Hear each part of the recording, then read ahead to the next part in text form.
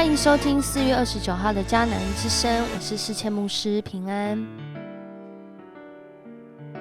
我们今天要来分享的是士师记的16章23到31节。士师记16章23到31节，以神为中心。诗篇16篇1到2节，也就是我们要祷告要 RPG 的经文。神啊，求你保佑我，因为我投靠你。我的心啊，你曾对耶和华说，你是我的主，我的好处不在你以外。你是我的主，我的好处不在你以外。另外一个版本说，你是我的主，你是我一切幸福的源头。上帝的心意是要赐福，是要使人平安，是要人能够活出他创造的价值美意，见证上帝的荣耀。然而，若是这主人换人，结果当然就不一样了。在今天的经文当中，让我们看见一位上帝定义要赐福、拣选，成为拿细尔人，成为那个时代的士师，这位先生参孙，他的人生到现在到今天这段经文，谁是他的主人呢？好像参孙就是自己的主人吧。在他以自己为中心的人生故事当中，让人看见了士师记一直不断在讲一件事情，透过前面的第一位士师一直到现在的参孙，都让我们发现这些士师有些非常敬虔，有些有自己的软弱，有些对上帝的认识不是那么的正确。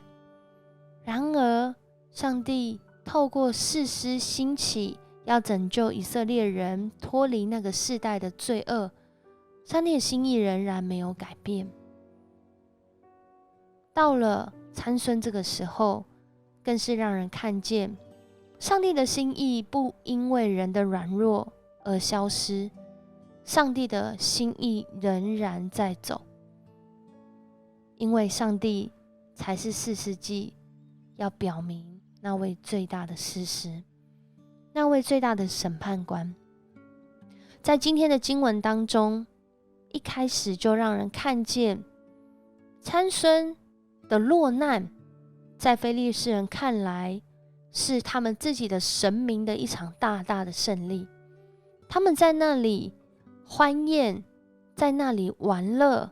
甚至把参孙叫出来。这时候的参孙已经失去双眼，甚至被捆锁，看起来或是听起来可以想象那种落魄的画面，因为他被下在监里去推磨，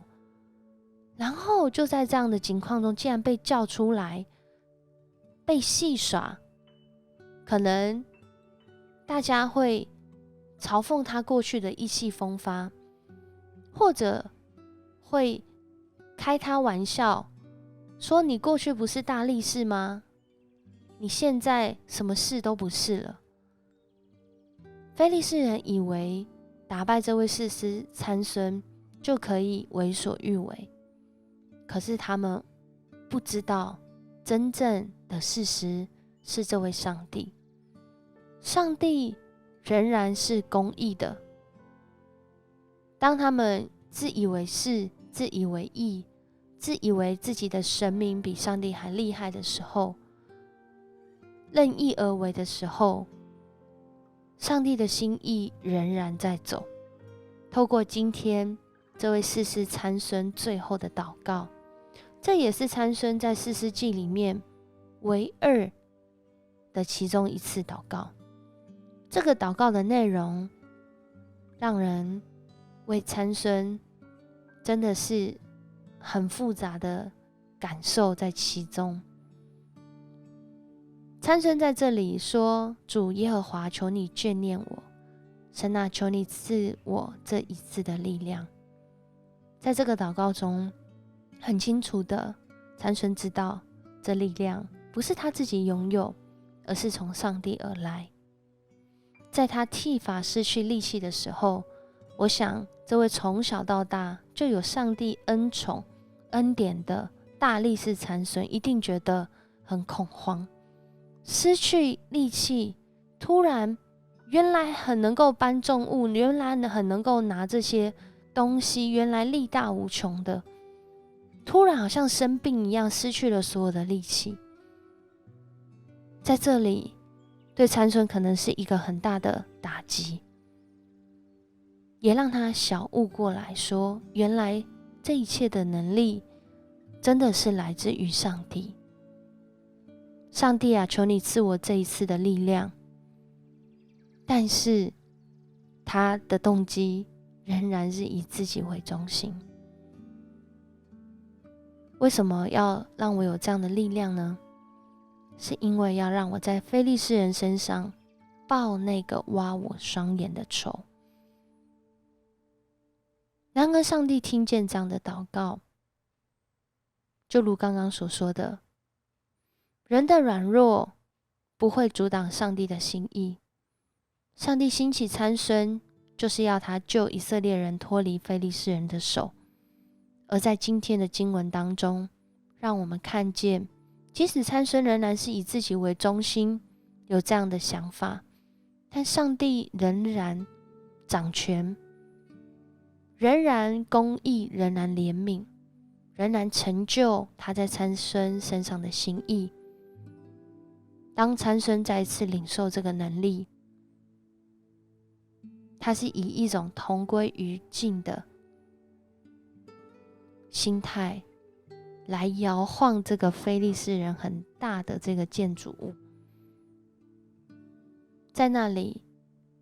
这个建筑物倒塌，压死的非利士人比他活着的时候杀死的还多。这就是参孙他在世上人生的结束。讲到这里，可能会觉得很惋惜，很可惜。在人生已知的年日，有限的年日中，参孙原来是一个被大大赐福，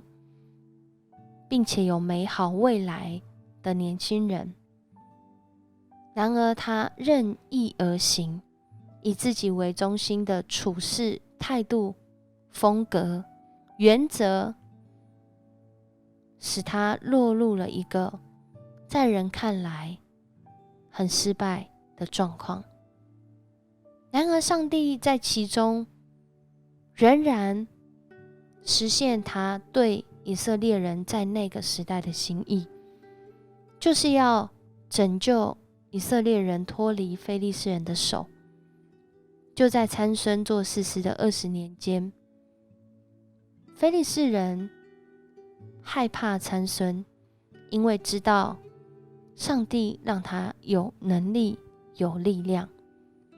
可惜的是，他没有按着上帝的心意来行，失去他在这世上活着的时候的这些祝福。然而我相信上帝对他的心意还没有结束，因为这位上帝是永生的上帝，是永活的上帝。但是若这位上帝是永生永活的上帝，那我们在世上已知还可以掌握的人生中，我们要以谁为中心呢？谁能成为我们行事为人的遵循和准则呢？我又如何知道，好像以色列人在那个离弃上帝的世代，大家任意而行的时候，我又如何知道自己在这准则中没有偏离呢？其实上帝在拣选参孙立他为拿西尔人的时候，就已经为他立下这些界限了。那如果上帝为我们的生命立下许多的界限，好使我们不偏离上帝的心意，我们愿意以神为中心吗？我们一起来祷告。爱我们的上帝，我们向你献上感谢，在已知有限的年日当中，主，你透过你的话语成为我们生命的遵循和原则。恳求你帮助我们，不论在顺境在逆境，在意气风发的时候，在失败颓废的时候，主啊，恳求主你让我们走在以神为中心的道路当中，不是以自己为中心，而是让你成为我们的主人，也让我们真实顺服主你的心意，行在你的旨意中。透过今天的经文，再次成为我们的提醒，也是我们要祷告，要寻求，恳求主你校正我们，好叫我们的生命不是走在以自己为中心，寻求那样生命的败坏，而是以神为中心来经历上帝你为我预备的美好。谢谢你与我们同在，我们向你献上感谢，祷告奉主耶稣的名求，阿们。谢谢你收听今天的迦南之声，愿上帝赐福你，使你经历他成为你幸福的源头的祝福。我们明天见。